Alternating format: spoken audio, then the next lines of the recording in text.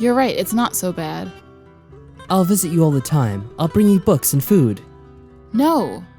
Oh no. I let go of his hand, stepping back from my cell door. You can't. I'm supposed to be the evil villain, remember? And you're the innocent victim. I betrayed you. You have to be angry at us. If we're going to do this, if we're going to play along with their fiction, we have to do it all the way. Otherwise, we lose everything. You have to pretend to be angry with me. You have to stay away. I can't just abandon you. Yes, you can.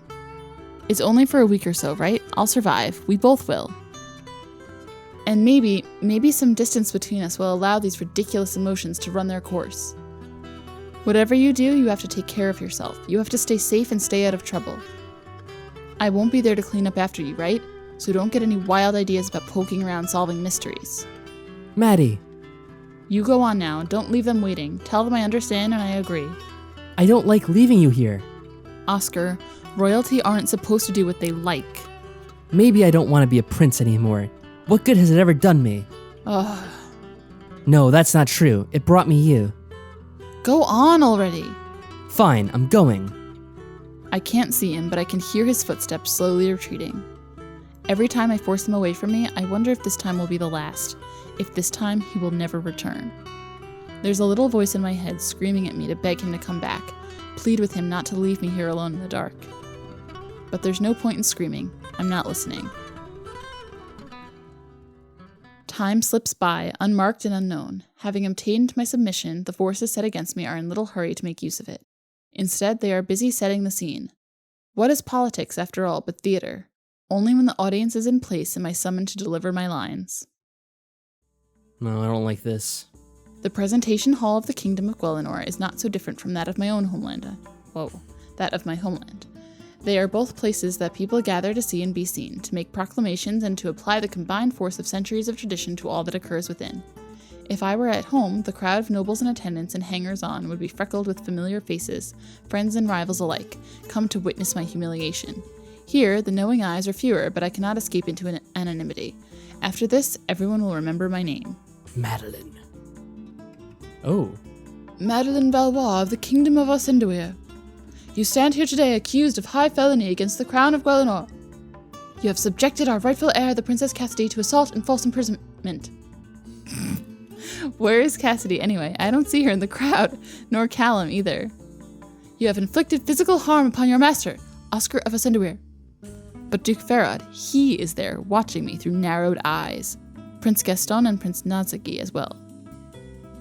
Why do I get the feeling that Farad is suspicious of all this? Because Farad will save us. You have acted on your own and against orders in the pursuit of your own glory, and brought shame upon your country. I noticed that they are not accusing me of murdering the guard we left outside the gates. Did they even realize there was an assassination attempt? It would be nice if they used some of their resources to investigate the actual threats to the crown. Assigning all blame to me will make it that much more difficult for them to bring charges against anyone else. Unless, of course, that is the idea, to allow their enemies to feel more secure in the hopes that they will overreach. That's a very risky game to play with Cassidy's life. But they haven't asked for my opinion, have they?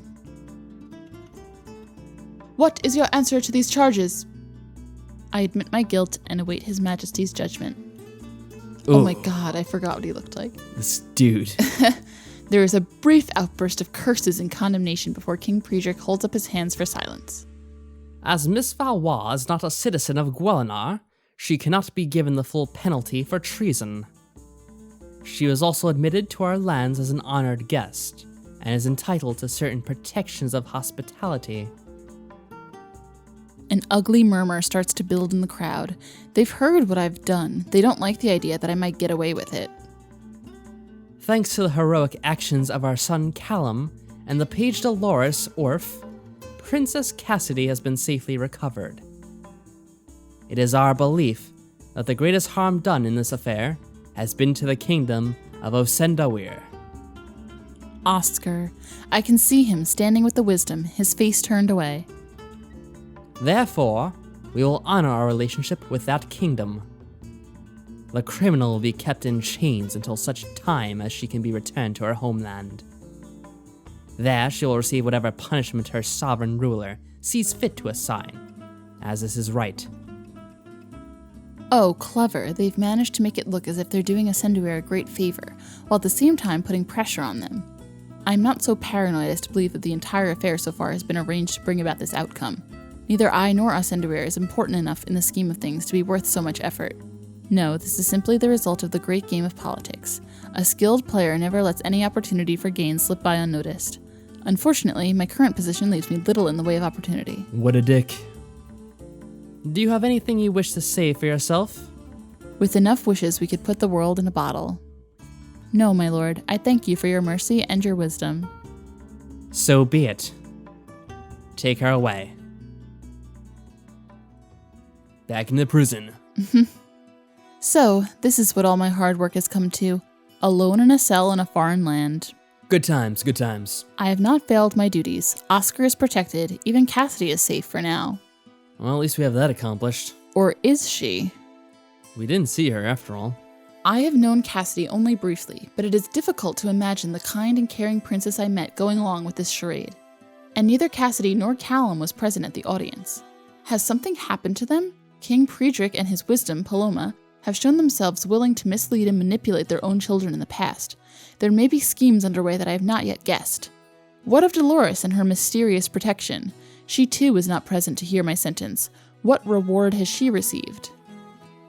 Perhaps I acted hastily by agreeing to take this fall, but my options at the time were extremely limited, and still are. I'm trapped in here. I need eyes and ears on the outside, or I can't risk taking any action. But who would possibly come to my aid? Oh, we have a question. Who will come to our aid? I don't know. Well, I know 2 or 3 people who would not come to our aid. 2 or 3, like who? Nazagi and Gaston and Dolores. Yeah, that'd be very random. So who do you think will come to our aid? Oscar probably would, but probably so. Callum and Cassidy would too, but we don't really know what their deal is. I think Oscar's the only safe bet. Oscar's the only one we've seen so far. I mean, he came once already. Yeah. I told him to stay away for his own sake. I don't know if he will listen. I want to find out what is going on, but for now, all I can do is wait. Oscar doesn't listen to us very often. Ooh, 5D, the squire. I sit on my prison bed, absently toying with a bit of loose string. I am not being mistreated. They've even remembered to feed me. Not pastries and tiger nut milk, of course, but not pig slops either. The amenities don't go so far as to include a bath, but well, one can't have everything. Isolation is meant to be its own form of torment. In time it will be, I know that. For the moment, though, the solitude is peaceful. I've been kept on edge for too long, worrying about my future, worrying about Oscar, watching those around me for signs of violence and betrayal. Now it's all out of my hands. There is a kind of freedom in that. Memories, dreams, and fantasies swirl unfettered in my mind, replaying past events and imagining how they might have turned out differently. Not to obsess about what I should have done, but things that would have been too dangerous or ridiculous to consider, and the amusing outcomes they might have provoked. What if I had attended the ball that first night? What if, as in the Cinder Girl story, some magical patron had bestowed a jeweled gown and golden slippers upon me out of nowhere? That's for another story. I would enter unannounced, my hair wound with pearls, my face hidden behind a mask of silk, and conversation across the room would cease as all the guests caught sight of me. Then, like a rush of waves, the whispers would begin. Perhaps they would have imagined me to be a foreign princess in disguise, or even the true Princess Cassidy, for those who believe the rumors of an impostor. Men would have lined up to seek my favor, each seeking to outdo the last with his wit and beauty. Oscar, of course, would have recognized me. Perhaps not consciously, but he would have been drawn to that mysterious woman by undeniable instinct. I would step out from my crowd of suitors, leaving them all behind, and offer him my hand. We would have danced together in the sight of all, and he would never have gone walking with Princess Cassidy and her roses, and then none of this would have happened. No, that is not a fantasy worth thinking about. Better, perhaps, to imagine that I would meet a man from a small and eccentric family, a man without sisters, whose family would agree to settle their assets upon the shoulder of a clever bride. And if that man lacked some of Oscar's charms, such would be what I deserved. Even in a magical gown, I am not a princess. Or perhaps I should take the gown and slippers and trade them to a proper princess in exchange for a better position, or sell them for coin. That's far more useful than a few fanciful moments in a ballroom. I don't need to find romance. I need a new center, a home, a piece of the future that I can build and defend for myself. Moldering here in the cell, I can almost sympathize with that page's desire to steal the royal gold and run away to make her own life. But was that really her desire? It seemed believable, a frustrated, disloyal servant lashing out against her masters and taking the opportunity she saw to benefit herself. It's no more than one might expect from a street girl with no sense of propriety, no respect for the natural order. But then we returned to the palace and everything turned upside down. For Dolores to be preserved at my expense, she can't be a simple street girl. She must be of great importance to someone with power. Why then would she be trying to run away? Was that all a ruse, a feint to drop Prince Callum into action? Is she a cat's paw used without her knowledge, or a pawn in a more dangerous game, one that she would rather leave behind? I was too hasty in blaming Dolores for my predicament. She is no innocent, but she cannot possibly be the force pulling the strings. Indeed. Blast, there is too much I don't know, and it would seem that I have failed at distracting myself with simple fantasies. Good job. At least I'm not thinking about Oscar. Cuckoo. What? I must be imagining that. Cuckoo. That sounds like Oscar, but it can't be Oscar because I told him not to come here. He wouldn't, would he? He might.